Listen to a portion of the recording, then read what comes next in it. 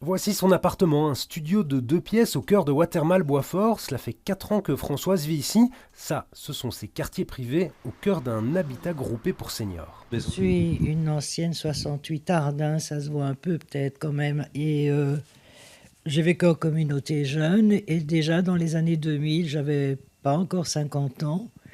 Je pensais déjà au fait de vivre avec d'autres personnes. Arrivant à la pension, là, je me suis dit, j'ai commencé à chercher. Mais je cherchais dans un habitat intergénérationnel. Ici, les habitants ont entre 60 et 85 ans environ. Ils sont 9 au total, ils partagent un salon, une cuisine aussi, et pas mal de temps en commun. Cela crée des liens, des amitiés. Parfois, on bavarde simplement sur le palier ici, ou bien parfois on peut aller au théâtre ensemble parce que Françoise aime beaucoup le théâtre, moi aussi d'ailleurs. Parfois on va au théâtre, même au cinéma.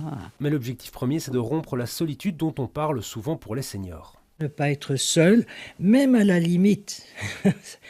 Il y a des conflits, c'est normal quand on vit ensemble, puisqu'en plus au départ on n'est pas spécialement des amis, hein, même s'il y a une procédure, etc.